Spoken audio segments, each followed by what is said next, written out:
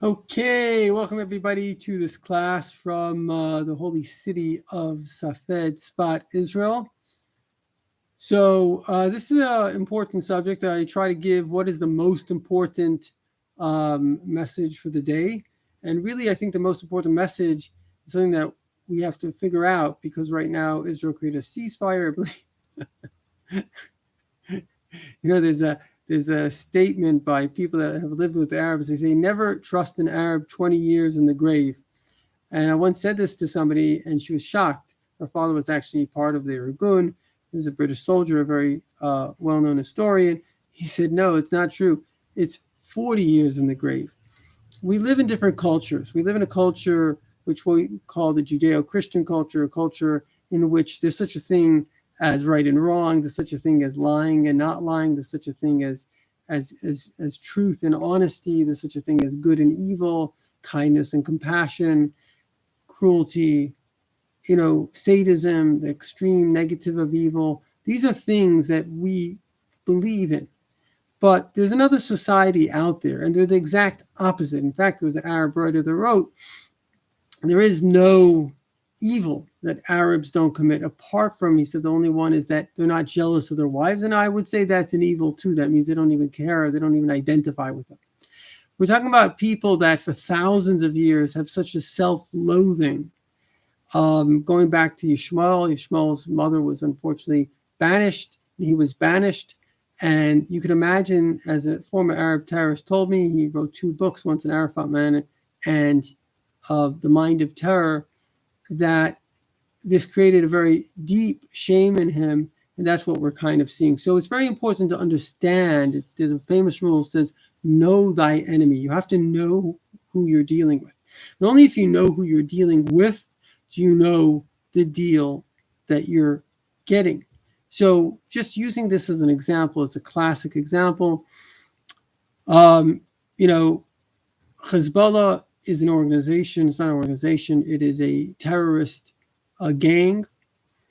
And they have one goal, which is the destruction of Jews. They've been preparing, God forbid, they wanted to kill 60,000 Jews, take countless hostage, and they've put a lot of time and money and effort into making these tunnels and to creating a network which would allow them to do that. Israel went in and they found that network. They kind of blew up most of it. But the bottom line is, what motivates someone? When you actually think about it, if you're putting your time and money and effort into something, you have a motivation.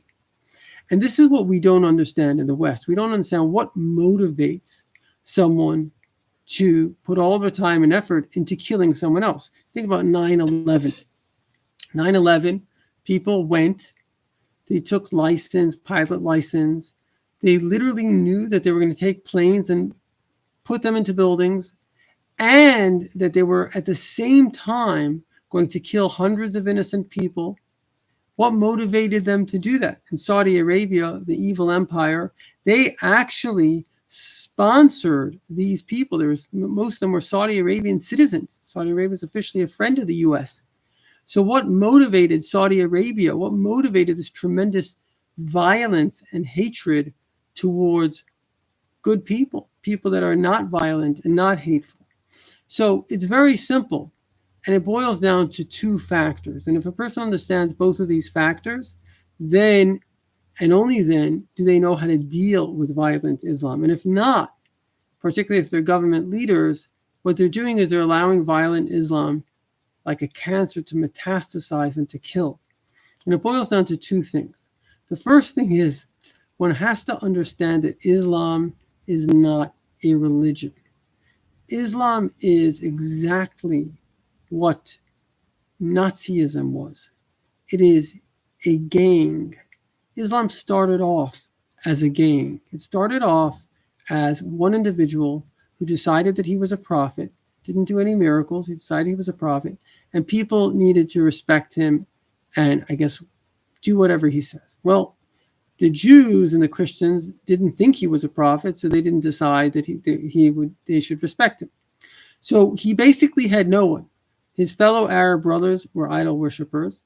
He had nothing. He had nothing going for him except for one thing. He was delusional. He He was a megalomaniac, and he went and murdered people. I heard this from an imam. Every year of Muhammad's quote-unquote leadership, we call it gang terrorship, he was involved in 4 wars. And these are not wars that people went to kill his ideology. He went as a caravan, as what we call today a highway robber, to rob people. That's what he did. And people tried to get rid of him, and he gathered together other violent people like him. And even when they made peace, famous peace, I think was in Medina, that he then, when he was stronger, 10 years later, he broke it. As soon as he had an opportunity to rape, to steal, to kill, to take women, to behead men, he did it. That's who he was. He was a gang leader of the worst possible kind. But he also believed that he was a prophet. So it's a very interesting dichotomy. He's a gang leader and a prophet. And that is exactly what violent Islam is. No different. It's exactly that. It's the belief. It is the fundamental belief that we can do anything and everything to get our way, rape children, rape women, take hostages, anything. There's no group in human history that has murdered more people than violent Islam. No group in human history has ever murdered. The 700 million people have been murdered by this group. And so what we're dealing with right now with Iran, which is part of violent Islam, is the desire, and it's gotten even worse. And this is the worst part of it. Now, if that's not bad, this is the worst part of it. Because it used to be that it was all about what's called jihad, which is taking over a country to implement Sharia law, to put the law of Islam there. And the law of Islam effectively, as ISIS, which was part of violent Islam, did, wherever they came, they said you could either convert or you can die, or maybe be like a second-class citizen, if you're lucky, a second-class citizen, a humiliated person. But those are kind of the main options, die or convert. And that's how they spread. They spread in that way. People didn't want to die, so they kind of converted to this faith, and now the gang got bigger and bigger and bigger. So there are many good Muslims. We shouldn't put down good Muslims. There are many good Muslims, but they're not part of violent Islam. They're not part of the text, and it's not like, oh, well, this is a fringe group, a radical group. Christianity is not violent. So if there's a violent, it's a radical group, but it's a fringe. But Islam is by nature violent. It is the way of Islam. They call the whole world divided into house of war or house of peace. You're either at peace with them, which means you follow Sharia law according to whoever it is, the highest level that they have, or you are at war with them. And what that means is that they are here to take you out and to implement Sharia. But that's the good part. The bad part of violent Islam is that they've morphed into, and all the experts that study what's going on, is they call it drinking the Quran straight. In other words, they've taken the Kool-Aid. It used to be that they said that you can't read the Quran unless it's in Arabic. Well, turns out that people have translations. And go to Google. And I want you to do this. I want you to fact check this. Go to Google and see how many times it says in the Quran to kill the Jew and to kill the Christian. How many times it says that? And write it as a comment. That means that these people that believe, because the very first principle of Islam is that there's no God but God, and Muhammad is a prophet. That Muhammad is speaking in the name of God, and he's saying, kill Jews, kill Christians. And that's the charter of Hamas, kill Jews. Muhammad, the last words that he said was, there will be a rock, and behind the rock will be a Jew, and it will basically say, oh, come and kill him. In other words, they're not even trying to take over the country. They're just trying to murder Jews and Christians. You have to understand what I'm saying here. It's very hard for a Westerner to understand because we don't have hatred. We don't want to kill anyone. But they believe that God himself, the creator of heaven and earth, whose prophet is Muhammad, wants them to kill you because you are evil, and that is the will of God. Now, I'm a rabbi. This guy once asked an Iranian, to explain a little bit about Iran to me. He says, listen, you're a rabbi. If you told me this is kosher, this is not kosher, I wouldn't question you. Okay, the rabbi says this.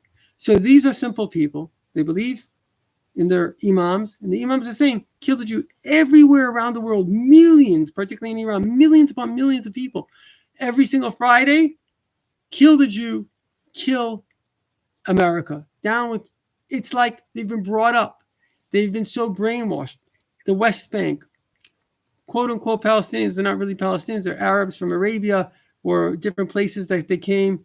But everywhere, 98% of them are terrorists based on their own polls, because this is what they believe, to kill you. This is what they believe, and you have to get it through your head. They believe that killing you is the greatest thing that they can do. They'll be rewarded. They're going to go to heaven. And so now you have an understanding of what's really going on. We have a gang, and the goal of the gang is two things: take over countries, implement Sharia law, which many places they've already been calling in Western countries to implement Sharia law. And the second is to kill every single non-Christian, every single Christian, every single Jew, and in fact, even every single Muslim that is not like them. This is their goal. And those people that have come from those societies that were former terrorists and they became good people, they're saying this is a cancer, it's growing, and it's spreading. I met this lady, she has a website, something, Emet the Truth, and she said she herself went to a lecture where this imam came, and this is in California in a university, saying your goal is to die. That's what he's telling the people. That's your goal. And you can sell that to people because this world is not the world. There's heaven. So you do this, you go to heaven. So we have millions upon millions upon millions of people that have been brainwashed that to kill you is the goal of life. So now the question is, how do you deal with that? And it's actually not that complicated. It's very simple. It's remarkably simple. There are three things that you have to do. The first thing you have to do is you have to, and the only way that the West will ever understand this, you have to compare it to something that you can understand, and that is Nazism. You had one guy that he made it his goal to kill people. And so this is worse than Nazism. I mean, Nazism was bad. Nazism wasn't every Gentile, every Christian, every non-practicing Muslim, every Jew. That's not, Nazism was Jews. I mean, absolutely horrific. But still, this is even worse. It's you. If you're watching this video, it means it's you. And so the point of the matter is, and I go so far to say that even if you're a radical Muslim, it's also you, because there are different radical groups. And once you unleash this evil of murdering people, which goes against the grain of a good soul and a consciousness, it just gets unleashed and people do more and more and more violence. It gets worse and worse and worse. So in conclusion, there are three things that have to happen. Imagine this is Nazism, and Nazism set up churches teaching Nazism. Well, the first thing we would do in America is we shut down those churches and we take those people and send them back to where they came from. That's number one. All over America, 80% of the imams in America, they've been trained in Saudi Arabia by Wahhabism, which is a violent branch of Islam. And they're telling these messages. Anybody that has such a mosque, the mosque should be shut down. They should be sent away. There's no reason to allow on the internet any violence from Islam. If Islam has a violent verse in the Quran, it shouldn't be there. We don't allow child pornography. Well, why allow something that is converting people to become murderers? It's not okay. It's that greatest form of child abuse as a form of left Nazism. Many of them went to their death thinking that Hitler was right, but he said he was child abuse. Telling kids to go kill people is child abuse. That's what they're doing. They're greatest abusers of children in the world. And the second thing that we have to do is we have to eliminate their capacity on a governmental level to kill. Because what's happening on a governmental level is you have places like Qatar, places like Iran, that they are sponsoring the murder. The fact that America has an army base in Qatar is disgusting. The fact that we are friends, even Saudi Arabia, well, it's done a lot to turn around a little bit, but are they still sponsoring these madrasas? 1 million wannabe suicide bombers graduate from Saudi Arabian sponsored madrasas in Pakistan every single year. Are they still continuing this? Have they stopped it? Every government that is sponsoring this type of terrorism, sponsoring it, particularly a place like Iran that is actually training and sending people out, they need to be completely isolated. The governments of the world have to get together and they have to identify the violent Islamic, or those governments that are supporting violent Islam, and they have to cut them out of the world society. There's no place for them in a healthy world. And the last thing that has to happen is they have to get rid of the capacity to do so. You know, what Israel has done now is pretty good. They've gone into Lebanon, a little bit into Iran, into Gaza, and they're knocking out the capacity of these people to murder. And the same thing all normal governments have to do, which is that, it's one thing that the idea that the U.S. government is giving military, what Obama did, the evil one, he's part of the Muslim Brotherhood, according to the Egyptian newspapers, and he gave Qatar, this heinous, disgusting, low-life group sponsoring Hamas, he gave them weapons of mass destruction. What kind of a sick animal is this? This is the lowest despicable person possible. And the worst thing is that people think that he's their friend. He's helping, he was the one that told Iran, we're not going to attack your nuclear facilities. Go make a nuclear bomb. He's the one that withdrew troops. He allowed ISIS. Never mind the civil war in Libya, in Syria, in the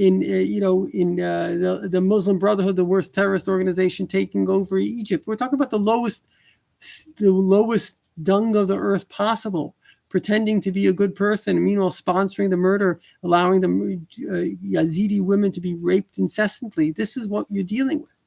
And so the point is that not only should we not be giving them arms, I mean, it's ridiculous. The Biden administration left $80 billion worth of U.S. weapons for Taliban, which is the worst terrorist organization. It's unbelievable what's going on. The duplicity, the treachery, the traitorism of these people is unbelievable. The blood that they have in their hands are unbelievable. And so America should not be giving weapons, for sure not be giving weapons, and furthermore, be eliminating the possibility, if Iran's making a weapon of nukes, they're going to use those nukes. I asked somebody, why does Iran want nukes? And this is an Iranian. He says, well, they believe that when the world will be up to a horse's blood,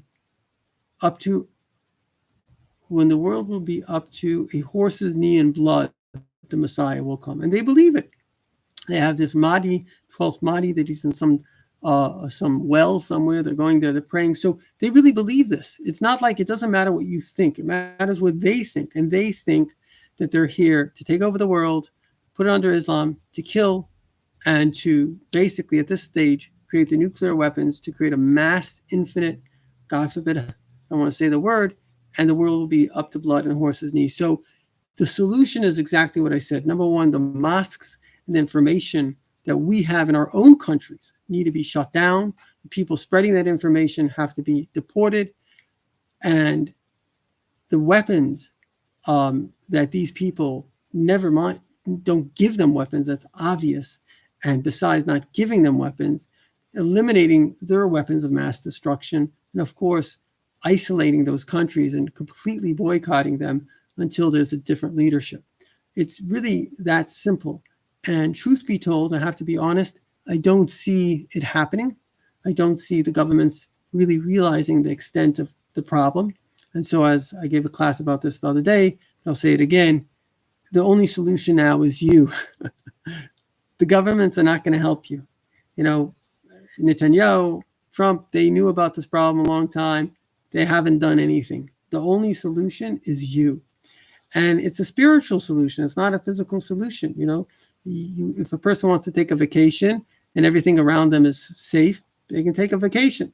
But if everything around them is shaking and falling apart and they're taking a vacation, they're an idiot, because it's the time to focus on establishing a better world and a safer world. So in conclusion, we really only have one choice, which is to, it says even one tzaddik that would give his life to God, Mashiach would come. We have to give our lives to Hashem unconditionally. Hashem, whatever you want, whenever you want, however you want, I'm here for you. And if we do this, then we can evoke the mercies of God. And because, trust me, we need that mercy more than anything else. And so on a personal level, please God, with God's help, I take on to always listen to God, never allow my fear of shame or what other people are going to say to be anything compared to my faith and my convictions. L'chaim v'levracha.